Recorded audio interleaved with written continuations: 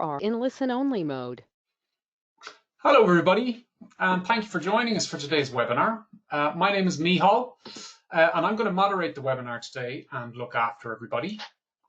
So today we're going to talk about creating status reports that your stakeholders want to read. And we're also going to cover how you can build them with Microsoft 365. So I guess communication is key to getting stakeholders to take the action that's required to keep projects moving forward. Status reports, they allow team members and stakeholders to understand what has been accomplished, what still needs to be done, who's responsible, and if there's any major risks or roadblocks to manage. But I guess what we want to look at is how do you message that across when stakeholders, they don't read your reports. So today I'm joined by Elizabeth Harrin, who is an APM Fellow and author of Managing Multiple Projects. She also runs the fantastic project management resource website, Rebel's Guide to Project Management. Can you hear me okay, Elizabeth? We'll just do a quick sound check. Yes, I can hear you fine. Perfect, excellent. I'm also joined by Eamonn McGuinness, who's the author of the Collaborative Project Management Handbook. He's also the founder and CEO of BrightWork, who have been making project management solutions for the Microsoft platform for over 27 years. So you can hear me okay, Eamonn? Absolutely, and happy to be here. Excellent. So we're over the hard bit, making sure everybody's mics are working. So just for anybody who's not familiar with BrightWork, some of you may be familiar, you may even be customers. For those of us who don't know us, as I said, we've been making solutions and project management easy for over 27 years now. Our solution is BrightWork 365, which is a Power App, which works within the Microsoft 365 and Power Platform stack. And we make full use of Microsoft 365 and Power Platform, including integration with the various Office products. And at BrightWork, our approach is to use a start-evolve methodology that starts you off the right amount of project management and evolve to suit your needs to deliver success. So we do this, as I say here, with software, our deployment process to get you started very quickly, and our personalized services to help you evolve. So that's us, that's who we are. We might just move on to the next slide and we'll take a quick look at what we're going to cover today. So in a nutshell, we're going to look at the point of reporting, what stakeholder expectations might be. Eamonn's going to take us through a quick demo of how you might leverage Microsoft 365 for status reporting. And we'll kind of finish up with some of the basics that must be right to stakeholders can pay attention. So that's kind of going to look at today. Just before I jump in, a couple of housekeeping items. We're assuming you've lots of questions, and we're hoping you've lots of questions actually. So if you do, please add them to the questions panel and go to webinar. For me, it's on the little right-hand side of my screen there. You might need to expand it out just to type in your questions. We'll get to as many questions as time allows after the presentation, if that's okay. So please do type them in advance and we'll get to see them there.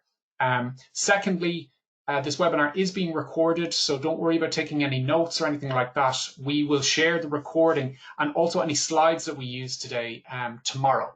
So keep an eye out for that tomorrow. Okay, just one last thing. Before we get started, let's run a quick poll. I just want to get a sense for how do you feel about project status reporting? So is it something that doesn't bother you? Are you indifferent to it? Do you absolutely love it? Or do you hate it? So I'm just going to let this run for a little bit. It's funny, guys. It's absolutely split between the middle three, between people who enjoy it, they're indifferent, not a fan. There's no strong opinions on this, which is interesting. I thought we'd get people who absolutely hate this. But it's good to see. Okay, I'm just going to let that run for another 5 seconds, maybe. Thank you very much, folks. So almost split evenly into thirds. I enjoy it. I'm indifferent, not a fan. You're in the right place anyway, Nobody folks. said it's the highlight of their week. No, I did notice that as well. Yeah, for sure. Yeah. But folks, you're in the right place. Okay, so I'm not going to hang around. Elizabeth, you might take us through the first part of the webinar, if that's okay. And I'm going to be on hand here if you need anything. Brilliant. All right, well, it's lovely to be here with you all today.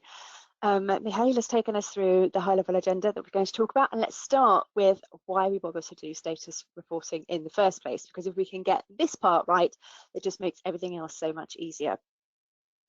So there's 4 reasons why we put project reports together, and the first one of those is to let people know what's going on. So generally we want to inform people about the project, keep stakeholders updated, and make sure that they've got the information that they need. So there's that kind of general broadcast information sharing aspect to why we do project reports.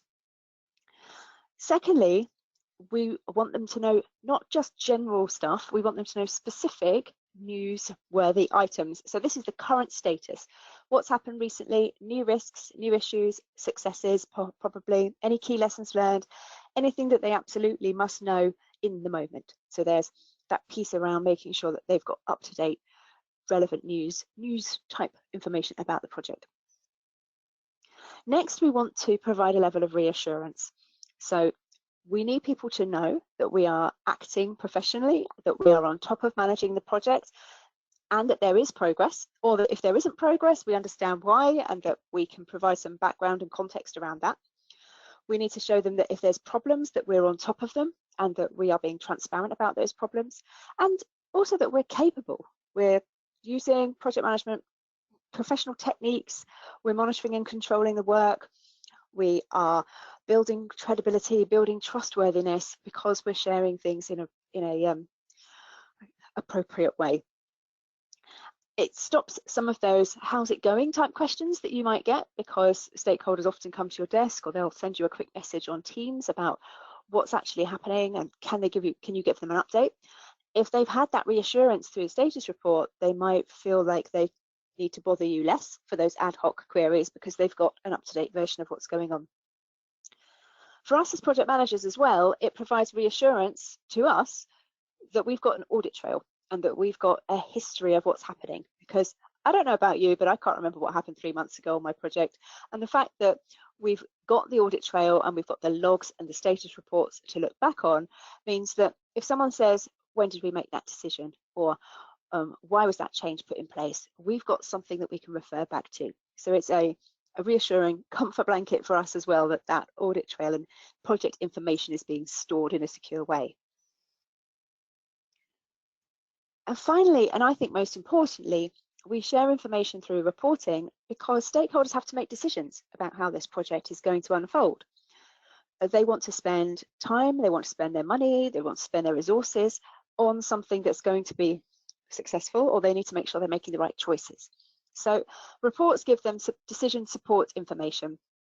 They might still need more information. They might ask for extra recommendation papers or more info about what's going on, but a lot of the day-to-day decisions should be makeable, if that's a word, through having project reports. So they can then either take the decision or ask for more information. An example would be risk mitigation.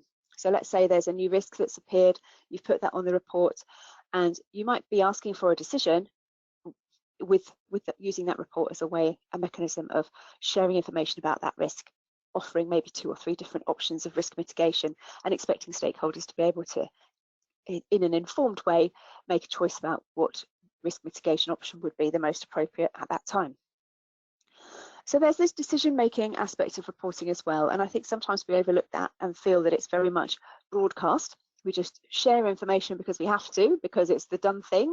Every month we put out this report, but actually it's more useful for people if we're sending out information that actually helps them do their job, because we are providing the information that allows them to make smart choices about how they're going to use their time and resources and energy on the project. So reporting serves a lot of purposes, and I know I can speak for myself, I can't speak for you, but to me it feels sometimes like it's admin, like we're doing it at the end of the month or the end of the week in the last 5 minutes. It's a big rush to try to get it done. But if it's good quality and if the reports are relevant, it can be really time saving in the long run, because it's heading off lots of questions, it's providing the information people are wanting, and it makes it possible for us to run the project in a more managed and controlled way. So reporting has to balance what the audience wants to hear about and what we need to tell them, and sometimes those 2 things are not the same. So what they might want to hear is, oh, everything's going fine. And what we need to tell them is, actually, there's this particular lesson that we need to share with other projects, or there's this particular action that hasn't been taken, or this action that's running behind, or we're late on something. So there's a balance and a bit of a tension between what they think they want to know and what we think they need to know, and we need to work out how to balance that. That's where we come on to managing stakeholder expectations and giving them the content of the report that is the right content for them. And we can start off by managing stakeholder expectations by making sure that we're asking the right questions. We're focusing first on content. Sometimes they don't know what they want to hear about. They don't know what they want their reports to cover until they don't get it. And then you'll hear about it, because then you'll hear from the stakeholders, can you include a graph about this? Can you include this KPI? We want to see all the milestones for the next 3 months, not just the next 1 month. And you'll get that feedback on the quality of the report to make sure that it does actually meet their needs. But you can start off by preempting some of those common questions and asking the right questions to try to get the right data, widgets for your dashboard, to try to populate your report with the content that is most relevant for them. When they ask a lot of questions, that's useful because you can tailor the report content to include the things that they find important. But if we can start them off on the right, if we start off the reports in the right way, then hopefully we can minimize the amount of tailoring because we've already tried to do some of it in advance. And that will save you time tweaking your dashboards and things later on. So we just talk to them. We ask stakeholders what they want, just like we do with any other project requirement. So we can ask them, what do you most want to hear about relating to this project? How often do you want to receive the formal status reports? And do you want informal reports? How am I going to get those to you? And that could be, you send them a quick Teams message at the end of every week, but they get a formal report once a month, which sort of sums up monthly progress. And you can also talk to them about what they're most concerned about, because that can give you insights into the kind of things that they might want to see. So they might be concerned about, or they might want to hear most about, are we tracking to budget? So you'd want to make sure you had financial information in there on a monthly basis. Some stakeholders who are more concerned about hitting quality milestones might want to know about what quality assurance activities are coming up, or what KPIs we're tracking on a monthly basis to make sure that those quality metrics are being met.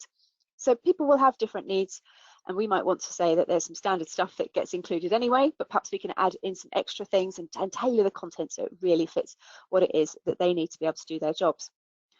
It's also worth remembering that you are a stakeholder in this project too. And so one of the things that we want from project status reporting is for it to be easy.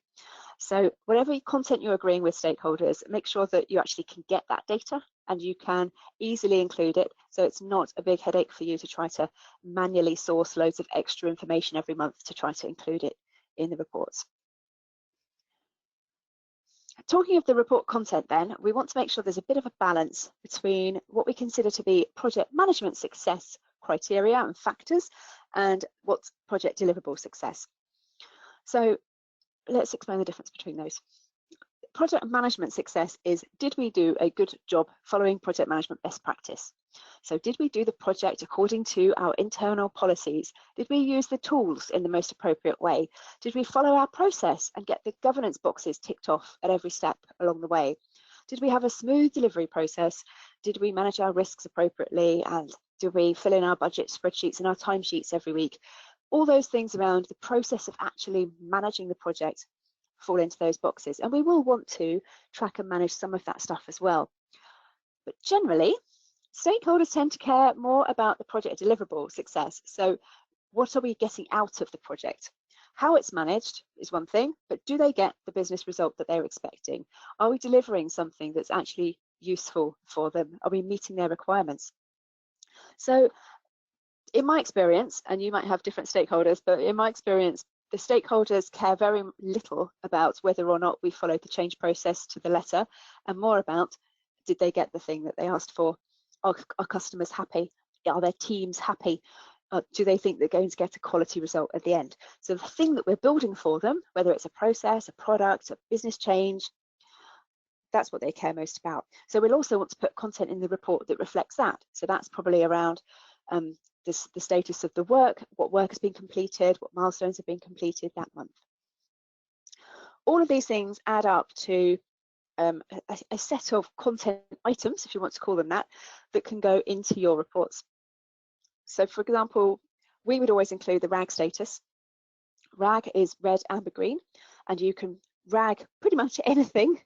We have an overall RAG for our projects overall, but we also RAG by plan, by scope, by budget, by resource, by risk factor.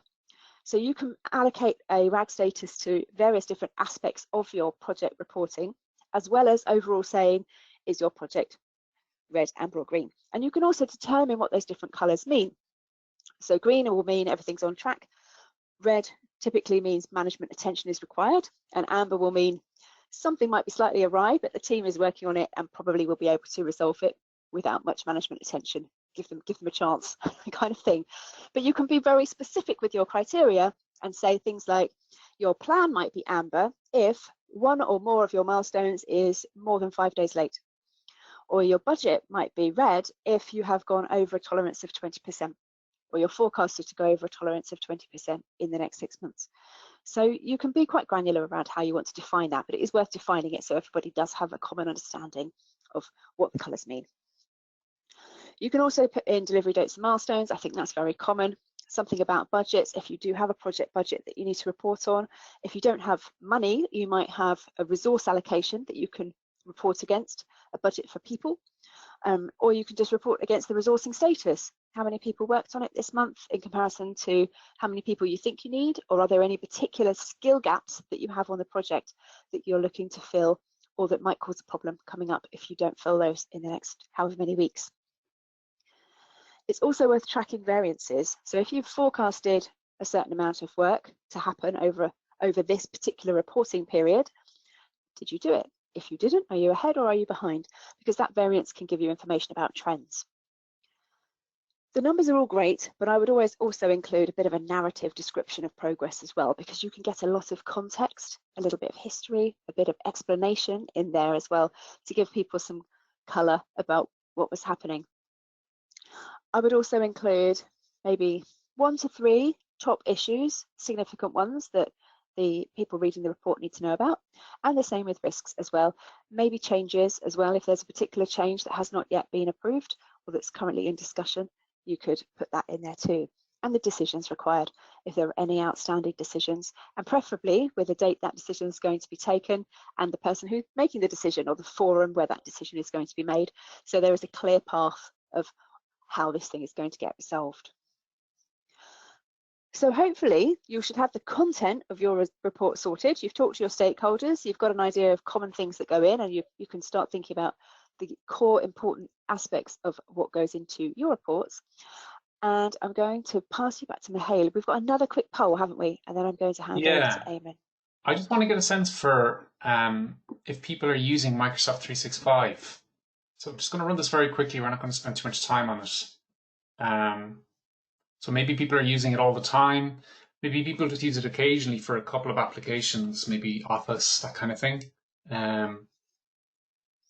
You might have access to, but it's not something that you use too much, or might not be sure. So let's just run that for another couple of seconds. It seems that most people use Microsoft 365 for project management, or just use it occasionally, which is kind of what we expected, but it's good to see just to get a sense. So that's nearly done. If the last couple of people want to that's great. Thank you, folks. 50% of people say they use it occasionally, and 30% actually are using it for project management. So that's great to see. It's interesting.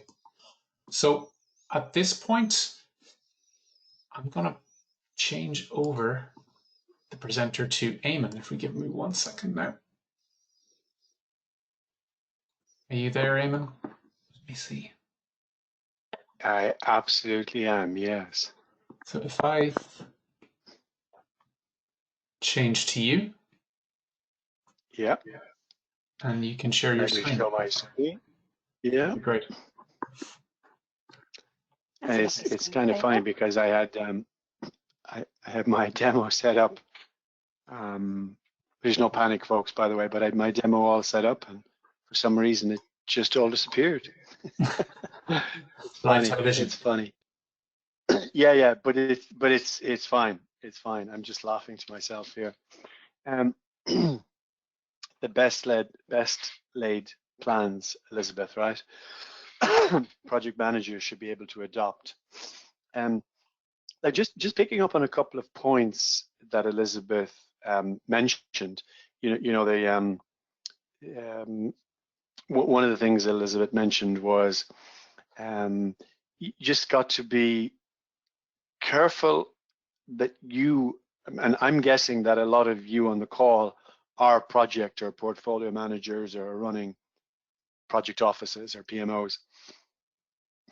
And Elizabeth focused quite rightly a lot on your end customers, the customers of your projects, and also, of course, mentioned you as stakeholders. So, we'll kind of focus a little bit on that. How do we make it easier for you as a stakeholder in this process, a project manager, a portfolio manager, to report to your stakeholders? So that's maybe one theme we will pick up from Elizabeth's. And then another theme we'll pick up is one size doesn't fit all. So you'll have some really small, easy projects, not high risk, and some longer, more complex, involved projects. And the amount of status you're capturing and status reporting will vary. So we'll pick up on that theme as well from Elizabeth.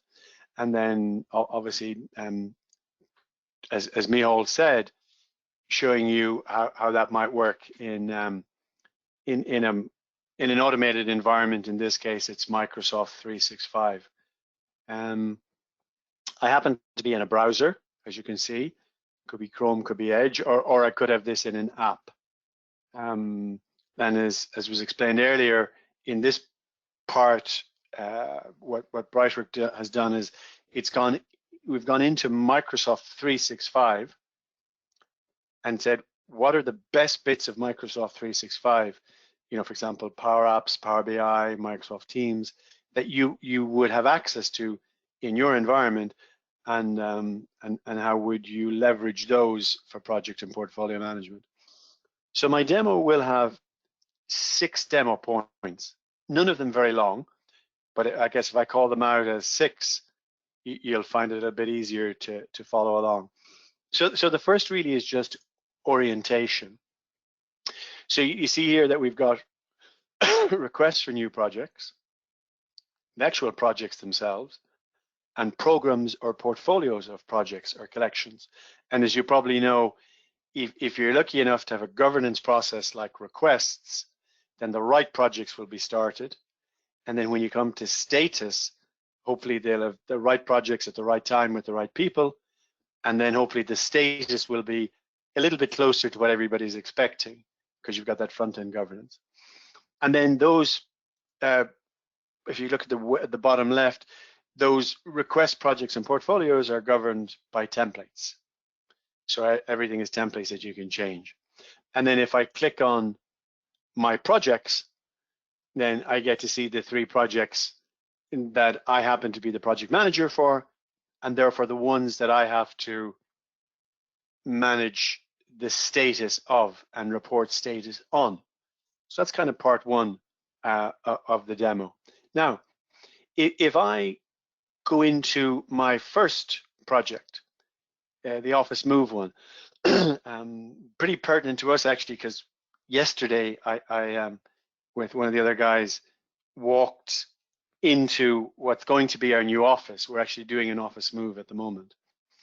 A bit like a lot of organizations, ironically, we're adding people, but reducing the amount of space we happen to need. So if I go into this project, the process we're using is like a charter, or what does the project entail, status, which I'll come to, the team of people on the project, the tasks or the work breakdown structure for the project, what work do I have got to do, and the documents. So that's the process.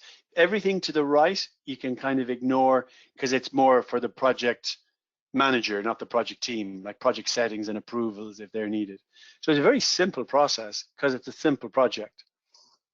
And if I go into the status, in this particular project, what we're basically saying is, and Elizabeth mentioned the RAG indicators. So we've just got one RAG indicator. In a few minutes, we'll see more. So it's just health.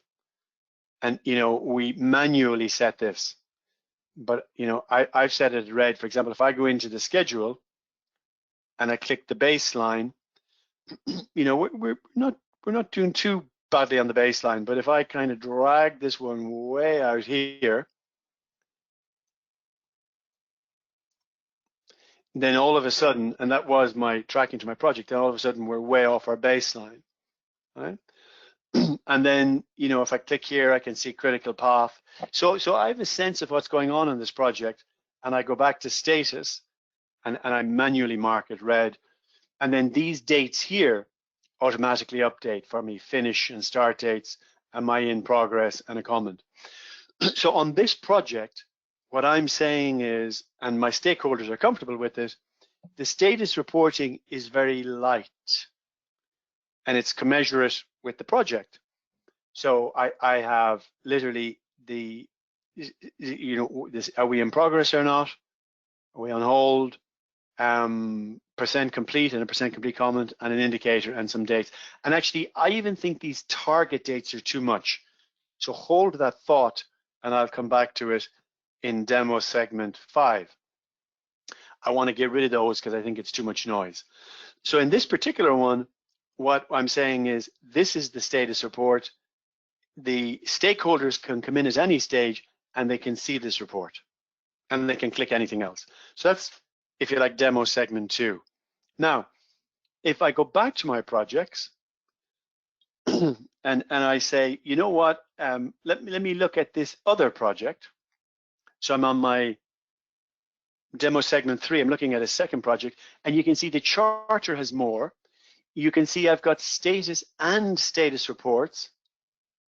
I've got team and the Gantt, my work, documents, but I've also added actions and issues. So what that means is this project obviously has more project management process. And that's something Elizabeth talked about, adherence and success to the project management approaches. So because this project, we're deploying a marketing automation tool, changing the process of the company, involving a lot of people, there's cost involved, it's a little bit hairier. So we want is more project management. So interestingly enough, because we have more project management, we have more status. So in this case, if you look on the right, the RAG indicators, there's health, and I can't change the health actually, which is interesting. We'll come back to that in a second, right? And I've got time and scope. And I've got the same two on the left-hand side.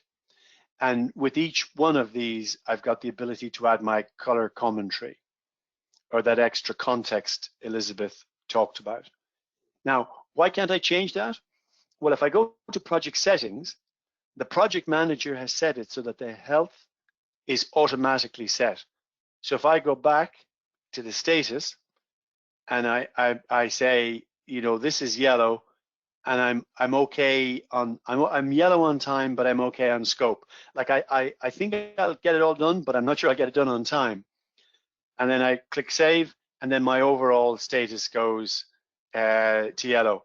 Or if the project manager changes the scope or one of them to red, then my overall status goes red. So there's an example of your RAG status, and you have the option to have more or less indicators, and you have the option to have them automatically or manually set. We also have this notion of status reports, but I'll cover that in the next and fourth part of my demo. So I go back to home again, I click my projects, and I go to my third project. And my third project is a new product introduction. So if you look at the stages I'm going through, the business case, development, scale up, launch. So I have, instead of start, middle, end, or planning, execute, and close, I have specific stages and gates I want to get through, which will affect my status reporting as well. So you'll also see that I have risks and costs and communications. So I have for this probably could be a multi-year project. It could be at least 12, 18, or even longer, 24 months. So it's going to go on quite a while. And what I want to do here is I want to match the status reporting to that. So now I've got more items in here. You know, I've got cost is added here. In this particular case, I have decided to manually set the RAG indicators, but I could have them automated, and I have the ability to add color commentary. Now, actually, and if you notice here that I've got one green, one yellow, one red, and one green, I do save. And imagine I add in my color commentary here. So there's text here, or status here. And I do the same here and same here and so on. And that, imagine this is the actual color commentary. And it's picking up these dates here, of course, from the schedule and the Gantt and so on, that the one we looked at earlier. And you'll see here I've got a different set of work tasks in my work breakdown structure that's more appropriate for my business process or project that I want to report on. And I go to status reports. So now anybody can come in and see the current status, or they can come into status reports. And because I want to treat this more, I can say new status report. And what new status report does is it scrapes for me information that I select from the project. The RAG indicators, the color commentary, the status of the project, the percent complete, the details of the project program portfolio, the project schedule, the initial dates, the target dates. And by the way, I'm now in part 4 of our demo. And then I can say what period. Well, actually, I forgot to do it. So this is actually from last Friday's report. Key accomplishments, significant challenges, upcoming focus. So that's that extra color commentary that Elizabeth spoke about. So do I want to email this to the project sponsor? Yeah, I'd like this to go to the project sponsor. Are there any additional stakeholders? Yes, well, this guy I know is really interested in it, so I'm going to send it to him. And then, when I'm ready, I can say, complete the status report. So now I'm ready.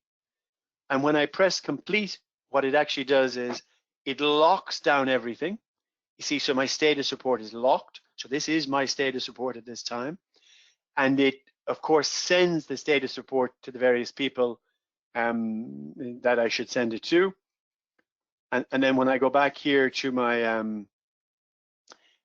project and I go to status reports, I have the status report sunk in as a new status report, and you can see the 4 different colors we mentioned earlier. So that's my status report for that period ending. And if I was interested and I came to the project, oh, what was the status then? Then it clicks and it shows me the status, and I can't change it.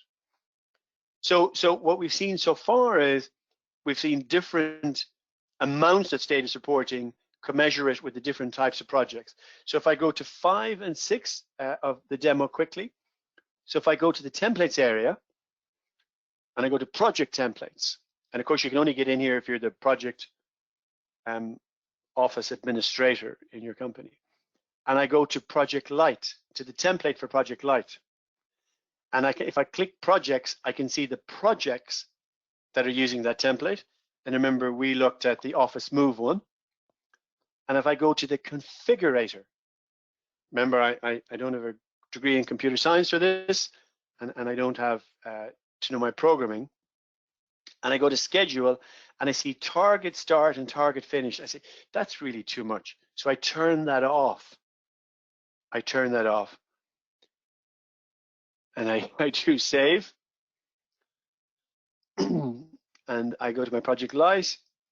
I click on my projects, and it was the Office Move project. So I go back to that project, and I look at status, and now that's gone. So I've just simplified my status report without too much drama.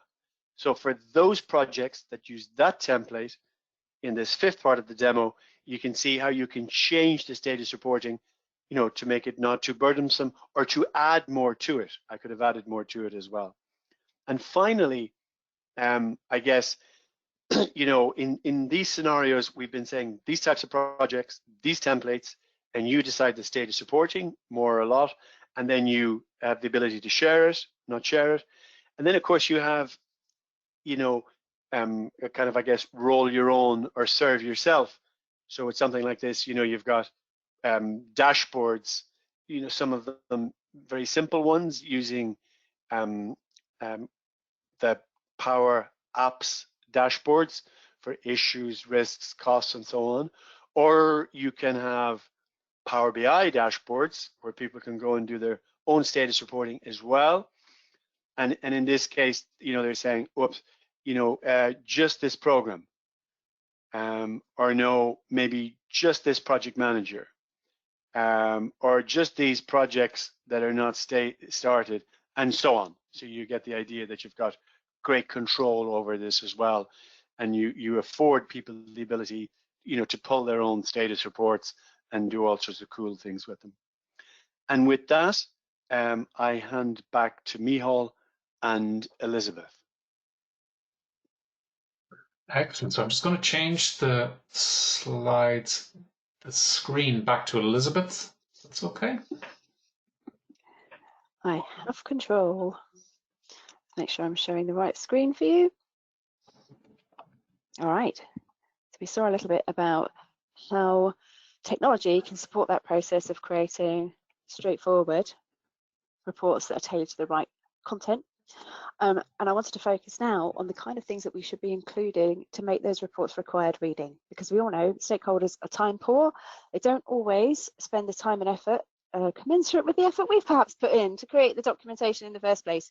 So we want to make them really like they absolutely need to read this content. They absolutely need to review it, and they look forward to receiving it because it's the best part of understanding how the project works, and they are going to make the time and effort to look at your reports.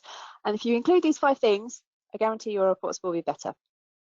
So we need to make project reporting relevant. And Eamonn talked there about making sure that we're matching the size and scale of the reporting to the size and scale of the project. So smaller reports, you can probably get away with a few bullet points on an email for a very tiny thing. And if you're doing an interdepartment, a small project within just your department, and maybe there's 1 or 2 of you working on it, if you've got the tools, you can set up a really simple, straightforward report. And obviously, if you're managing a program with multiple work streams and lots of different aspects to it, you're going to want to include more. So make sure that the content is relevant and sized. And you can always start small and then add more content in later, add more fields in later as necessary. So an informative report is a good report, and it should be the information that makes it easy to understand about what that means for stakeholders. So we're signposting them towards the decisions they have to make, or the changes that are going to affect their team, or any delays they need to be aware about to tell their colleagues, because ultimately we're going on a no surprises basis.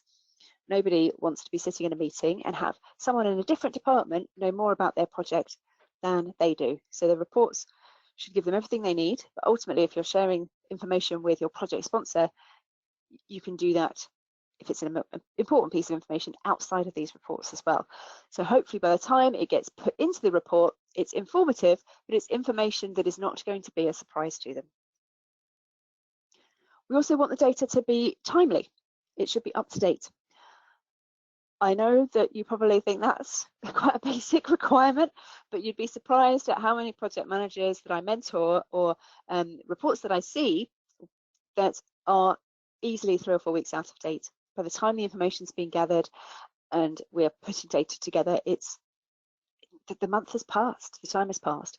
So it needs to be timely, it needs to be date stamped so that you know which time period is being reported within that report.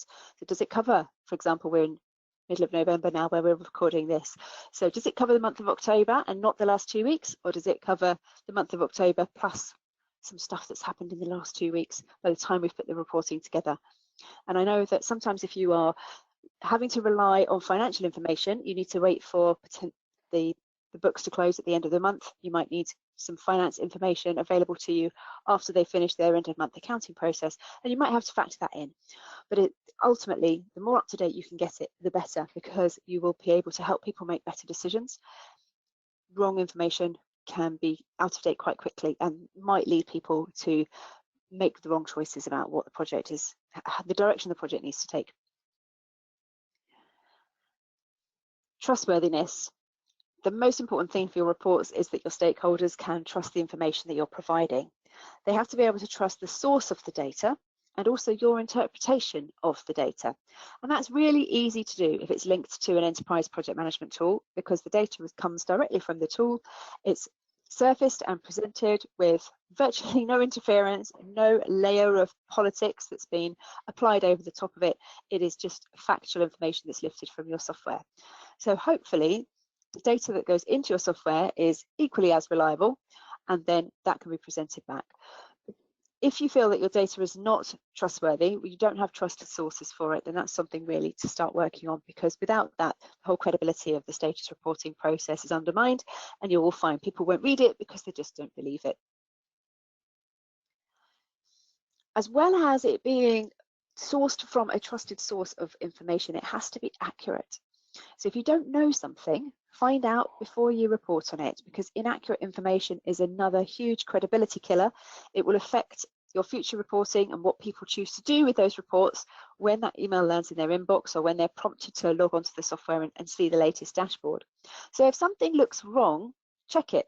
You might have an enterprise project management software tool and you're pulling data from that, but you still need to review the output and check.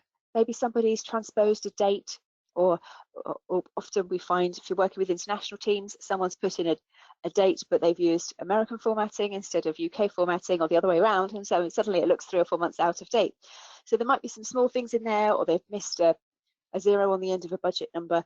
So try to just make sure that the data that's going into your tool is as absolutely accurate as possible. And if you have a PMO team, they can support you with doing that quality checking. And finally, your report should be easy to understand. Anyone should be able to pick it up and read it and have an understanding of the project status, ideally with not very much information about the actual project itself. So that means not too many acronyms, unless they're corporate acronyms that everyone in your organization will understand, and avoiding the hedging language. So hedging language is things like, we might be making this choice next week, or we should have this finished by Friday. So try to avoid things like that unless you absolutely have to, because it makes the situation less clear. Will it be done on Friday? Will it not be done on Friday? Who knows? And how will we know if it is going to be done? Because at the moment it's only a should. So try to avoid putting those things in, because it makes you look less like you actually have a handle on the situation. So those are the 5 things that I think if you put into your status reports, or you use that lens to look at the content that you're creating now in your status reports, should make a real difference to how stakeholders interpret what it is that you are providing them with. We do have some time for questions, so by all means keep putting them in the questions box. Have a think about what you want to chat about while I just run through these key takeaways. So we've talked about quite a lot of things this evening. We've talked about making sure you're reporting for the right reasons, and you remember we talked about 4 different reasons why project reporting happens. We've talked about tailoring to meet the expectations of your audience, and I gave you some questions you can use to ask your stakeholders so that you can start to understand what is important for them and what they want to see in the status reports themselves. And we've talked about appropriate delivery methods, using the use of your tools, making sure that we're tailoring the content to deliver the message across to people in the right way. We've touched on using email as well as looking at dashboards on software, especially if the software sends the email automatically, it's one less job for us. And we want to check that our reports are relevant, timely, trustworthy, accurate, and clear. All right, now I think we are moving into our questions point. Yeah, we are. What questions do we have? So I'm going to just remind people that they can add their questions into the questions panel and go to webinar. And while people are doing that, I'm just going to pop in a little link in the chat.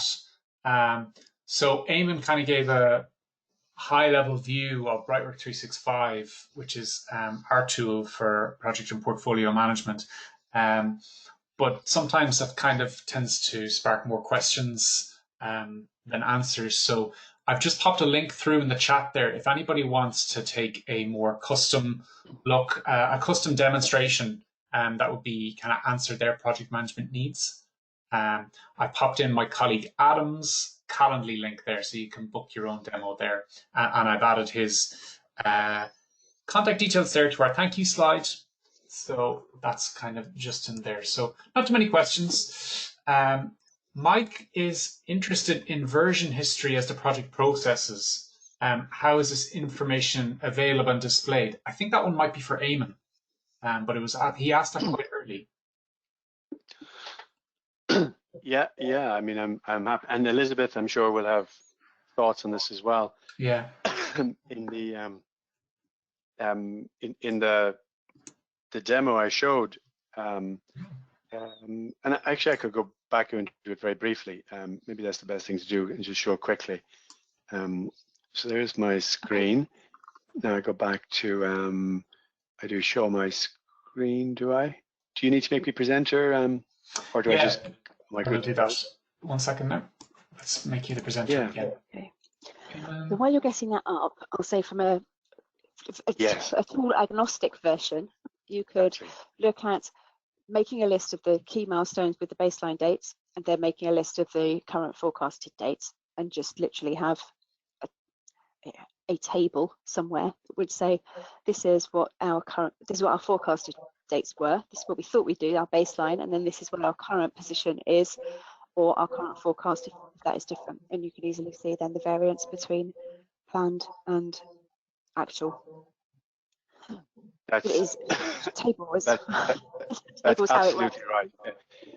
That's a super lead in to what I was going to show here. So grab that out of the way. So if we go into a project and we see here that this project has a baseline. So the blue and gray are the actual, of course, project. And then, you know, as we kind of change our project, we deviate from the baseline. So what's actually happening here is, oh, we've got an echo there. So what's happening here is that we have the project current estimates, and we have the baselines, if you like. Now, every time, in this case, every time, and they're reflected here, every time we make a status report, it copies all that data in, the current and the finish and so on. It captures all that data, and you can do that every day, week, or month, and have a complete history, and then report on that.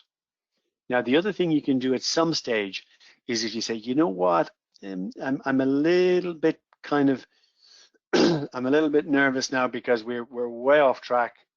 I go to my change control meeting, and the sponsors agree that we can reset the target dates.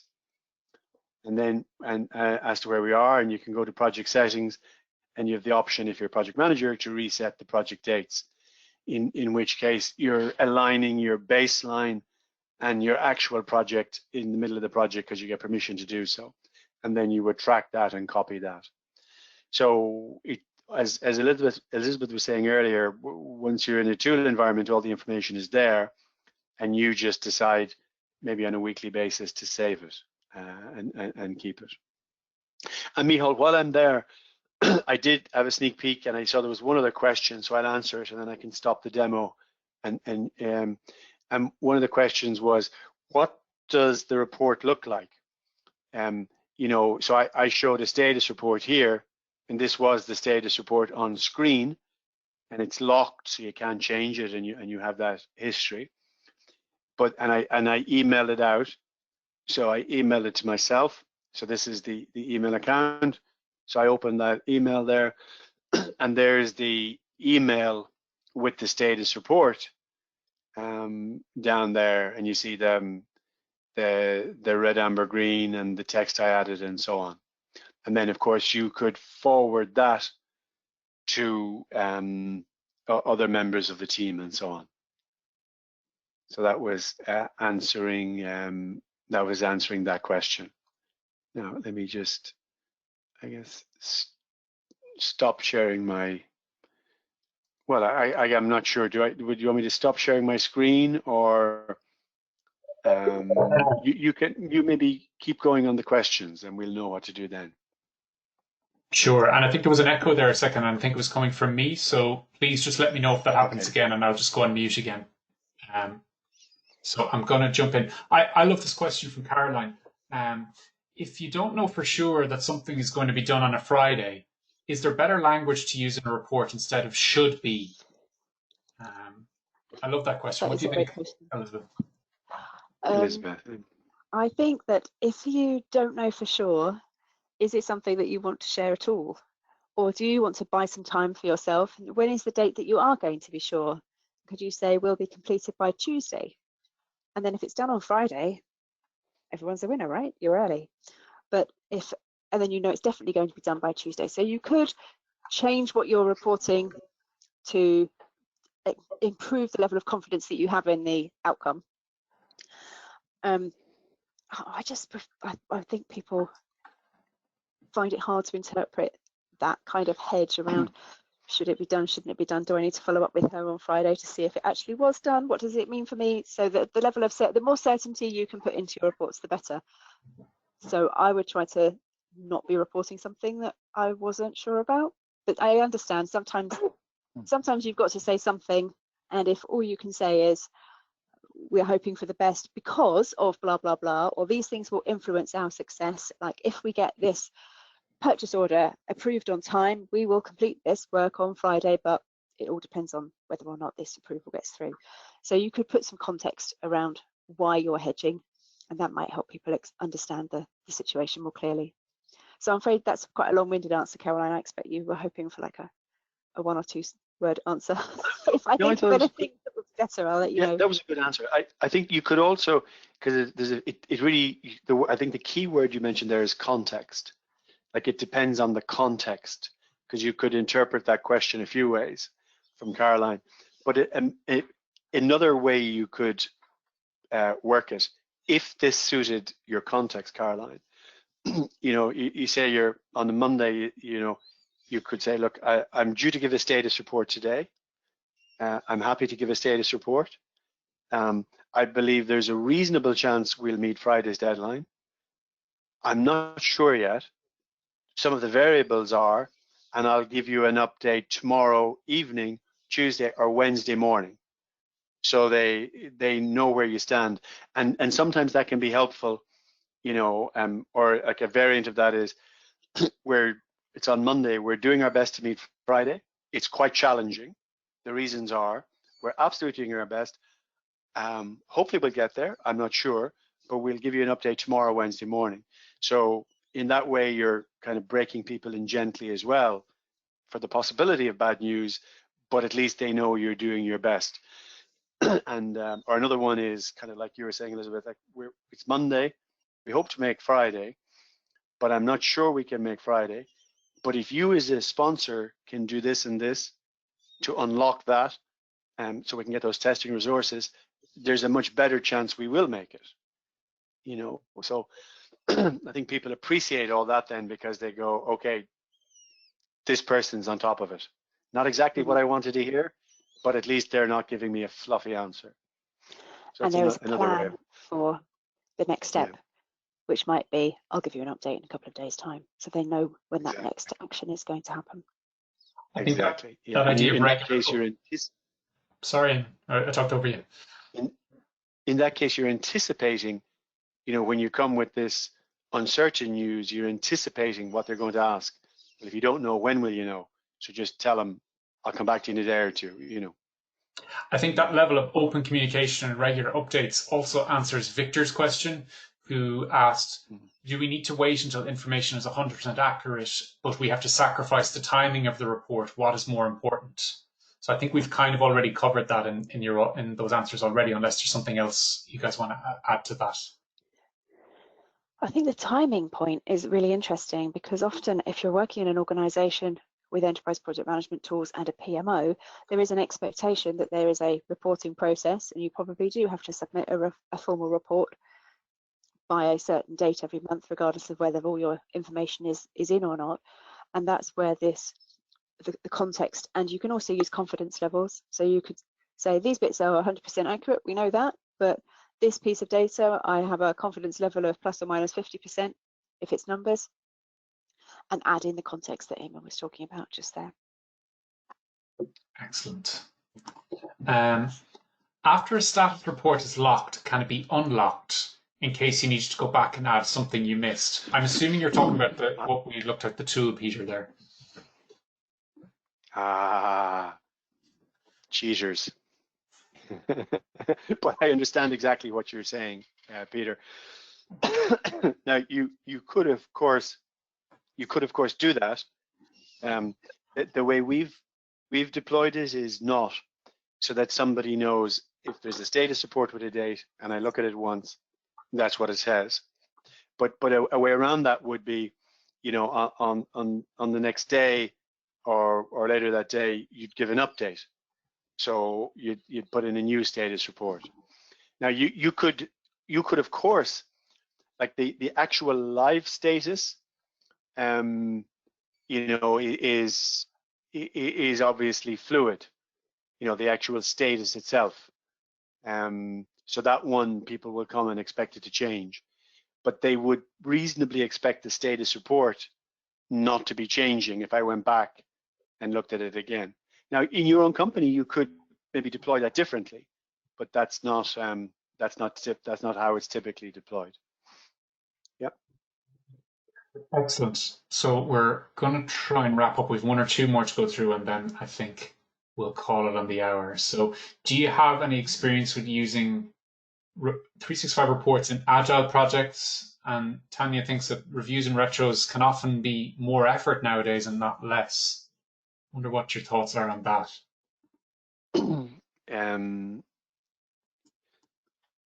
Maybe Elizabeth can talk about this as well from a general non-tool point of view, but briefly, Tanya, I agree.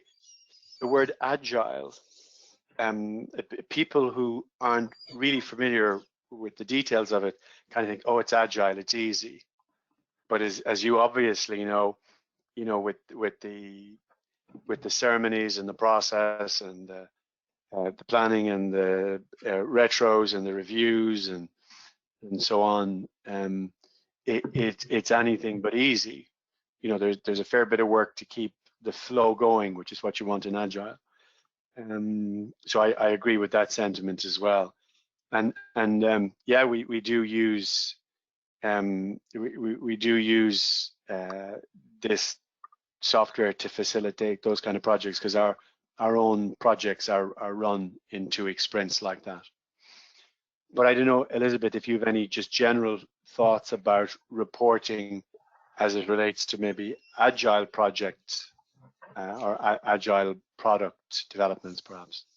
I echo what you said. Often with project managers I'm mentoring, they talk about working in an agile environment, but when we dig into it, it hasn't been implemented as agile in the most in the way that many of us would expect agile to be implemented. So as someone has said, let's be agile, and perhaps the implementation hasn't landed in the organization as thoroughly as they thought it might when it started. So I agree that often we shouldn't have reviews and retros that feel they are time consuming and heavy, because they should facilitate the process. They should support and underpin and help the team learn and move things forward. But if you're just doing the ceremony to tick a box to say we've ended the sprint, it becomes a less useful exercise and it's just adding an admin burden. So I'd say if you go back to grassroots, what is it that we're trying to get out of these conversations that we're having? What's the retro supposed to share with us? What's this review supposed to be for? How can we make that feel fun? How can we make it feel light? What tools do we want to use to support that? How can we make it feel quick and easy? And then try to sort of complete them in a way that makes them feel useful for the team. And it might just be taking half an hour to sit down with everyone beforehand and say, how can we make this feel better for us? Because we need to do it, but we need to do it because it's the right thing to do. We want to do it. We want to improve and be better and learn. So how do we do that, and maybe create some examples or some suggestions from within the team and see if we can put those into practice. It's funny, Elizabeth, we're recruiting for an additional product owner on one of the teams, and I was chatting to a really good candidate the other day, and I started by saying, just tell me about your agile experience. So she said, well, look, in this company that you see in my resume, it was really, they were very agile, they were very good. This other company, to be honest with you, they said they were agile, but they were really mostly waterfall. So as she called it, as we do, it was more wagile. Oh, right. Yeah. And then she said, and that other group, I'd be very frank with you, she said, that other group that you see in my CV, they said they did agile, but I can tell you it was very fragile. So yeah, so you get all sorts of mixes here on this one. Not too flexible. Michal, we're on the hour, so I guess we probably should be respectful of people's time. And I think so. I was about to call it there. I think that's a really good place to finish up. So thank you both for a great presentation, a great demo, and thanks for taking the time to answer our questions. Folks, I hope that was of value to you and that you enjoyed it. We will send out, as I said earlier, the recording and our slides in an email tomorrow. That's going to come from my colleague Adam, who I mentioned earlier. Just to say thank you to Elizabeth and thank you to Eamonn, and hopefully we'll be chatting to you all very soon. Great. Thank you, Elizabeth. Thank you very much. Have a great rest of the day, everyone. Pleasure working with you again. Thank you. Thanks, Bye-bye. Michal. Bye-bye. Bye-bye.